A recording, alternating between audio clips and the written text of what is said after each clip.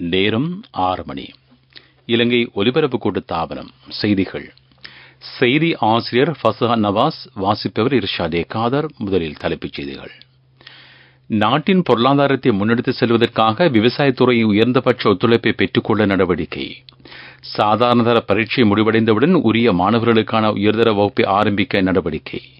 விஜயதாச ராஜபக்சவின் நியமனம் சுதந்திர கட்சி யாப்பிற்கு முரணானதாகும் என வலியுறுத்தல். மகாபல நிதியத்திற்கு அபிவிருத்தி லொத்தர் சபை பாரிய ஒத்துழைப்பை வழங்கியிருப்பதாக அமைச்சர் கலாநிதி பந்துல குணவர்தன தெரிவிப்பு. ஸ்கொலாந்து பிரதமர் ராஜினாமா. அவை தலைப்புச் செய்திகள். இனி விரிவான செய்திகள்.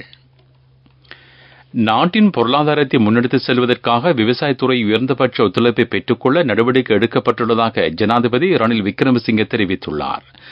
நாட்டின் பிரதான ஏற்றுமதி பயிராக இருந்த கருவாவை பிரபலப்படுத்தும் வேலைத்திட்டம் நடைமுறைப்படுத்தப்பட்டிருக்கின்றது. நாட்டின் பொருளாதாரத்தை முன்னெடுத்துச் செல்வதற்கு விவசாயத்துறை உயர்ந்தபட்ச ஒத்துழைப்புகள் பெற்றுக் கொள்ளப்படும் எனவும் அவர் கூறினார்.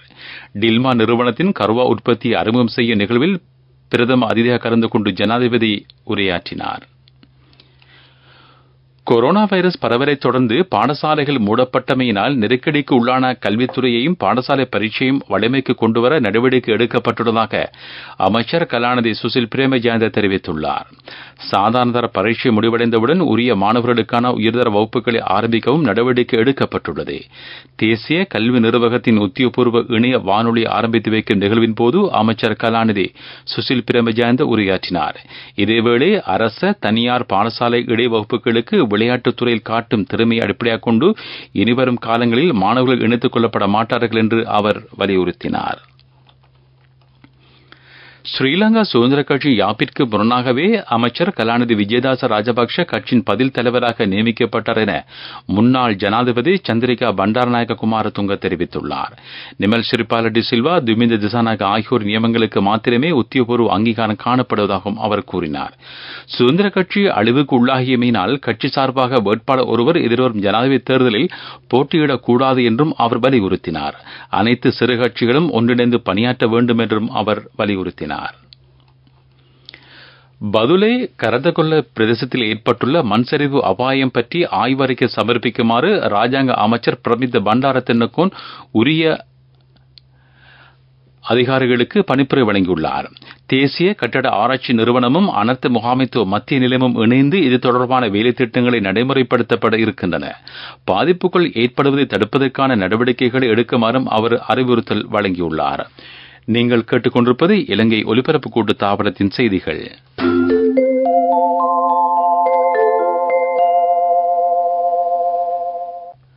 அமரர் லலித் அத்ரத் முதலி ஆரம்பித்த மகாபல நிதியத்தின் வளர்ச்சிக்கு அபிவிருத்தி லொத்தர சபை மகத்தான சேவைகளை வழங்குவதாக அமைச்சர் கலாநிதி பந்துல குணவர்தன தெரிவித்துள்ளார். வறுமை கோட்டின் கீழ் வாழும் கிராமிய மாணவர்களின் கல்வி அறிவை மேம்படுத்த மகாபல நிதியம் உதவிகளை வழங்குவதாகவும் அவர் கூறினார். அபிவிருத்தி லொத்தர சபையின் 2024 அபிவிருத்தி தேசிய மாநாட்டில் கலந்து கொண்டு அமைச்சர் கலாநிதி பந்துல குணவர்தன உரையாற்றினார். காசா சிறுவர் நிதியத்திற்கு அடுத்த மாதம் 31ஆம் தேதி வரை நிதி உதவி வழங்க முடியும் என ஜனாதிபதி செயலகம் அறிவித்துள்ளது. இலங்கை வங்கியின் தப்ரவின் கிளை ஊடாக இதற்கான தொகையை வைப்பிலிட முடியும் என்றும் செயலகம் சுட்டிக்காட்டியுள்ளது. கணக்கிலக்கம் 70-416 என்பதாகும்.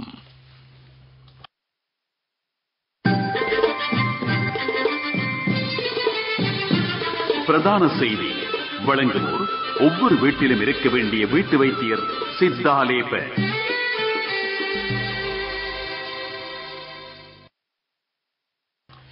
இலங்கை இந்திய பயணிகள் கப்பல் போக்குவரத்து சேவை மே மாதம் 13ஆம் தேதி மீண்டும் ஆரம்பிக்கப்பட உள்ளது. இந்திய பிரதமர் நரேந்திர மோடியின் பங்கேற்புடன் கடந்த அக்டோபர் மாதம் 14ஆம் தேதி ஆரம்பிக்கப்பட்ட கப்பல் போக்குவரத்து சேவை 6 நாட்களின் பின்னர் சீரற்ற காலநிலையினால் இடைநிறுத்தப்பட்டது. இந்த கப்பல் போக்குவரத்து சேவையை மீண்டும் ஆரம்பிப்பதற்கான சகல ஏற்பாடுகளும் பூர்த்தி செய்யப்பட்டுள்ளன.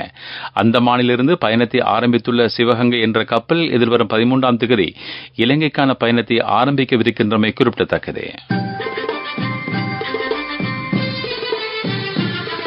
பிரதான செய்தி வழங்கியோர் ஒவ்வொரு வீட்டிலும் இருக்க வேண்டிய வீட்டு வைத்தியர் சித்தாலேப.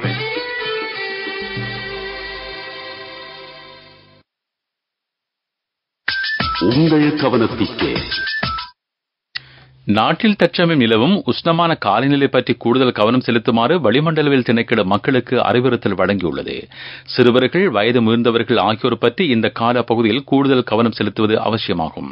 அதிகமாக நீர் அருந்துவதன் மூலம் உடல் சமநிலை தன்மையை பேணுவதற்கான வாய்ப்பு கிடைக்கும். முடியுமானவரை இலகுவான ஆடையை பயன்படுத்துமாறு திணைக்களம் கோரிக்கை விடுத்துள்ளது. உலகச் செய்திகள்.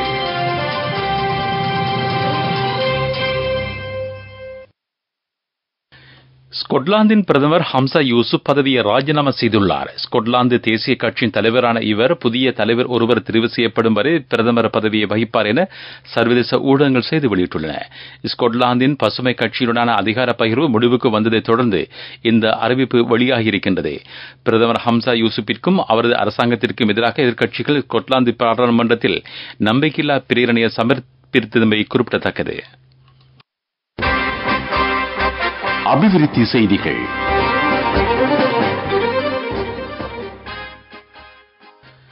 நாட்டின் நன்னீர் மீன்பிடித்துறையை வலுப்படுத்த தேவையான நடவடிக்கைகள் எடுக்கப்பட்டுள்ளதாக கடற்றொழில் அமைச்சு தெரிவித்துள்ளது. ஜப்பான் அரசாங்கத்தின் ஒத்துழைப்போடு நன்னீர் மீன் உற்பத்தியாளர்களுக்கு தேவையான வசதிகளை வழங்கவும் நடவடிக்கை எடுக்கப்பட்டிருக்கின்றது. நன்னீர் மீன் உற்பத்திக்கு தேவையான சகல விதமான வளங்களையும் குறைவின்றி வழங்க நடவடிக்கை எடுக்கப்பட்டுள்ளதாகவும் அமைச்சு சுட்டிக்காட்டியுள்ளது. விளையாட்டுச் செய்திகள். இந்தியன் பிரீமியர் லீக் சுற்றுத்தொடரின் 47வது போட்டி ஈடன் கார்டன் மைதானத்தில் இன்று இடம்பெறவுள்ளது. இலங்கை நேரப்படி இன்றிரவு 7:45 இப்போட்டி ஆரம்பமாக உள்ளது. கொல்கத்தா நைட் ரைடர்ஸ் மற்றும் டெல்லி கேபிட்டல்ஸ் ஆகிய அணிகள் இந்த போட்டியில் பங்கேற்க உள்ளன. இந்த சுற்றுத்தொடரில் கொல்கத்தா அணி 2வது இடத்திலும் டெல்லி அணி 6வது இடத்திலும் உள்ளமை குறிப்பிடத்தக்கது. துடிப்பான யூத்திற்கு லைஃபில் சேஞ்சுக்கு சரியாக செட் ஆகும்.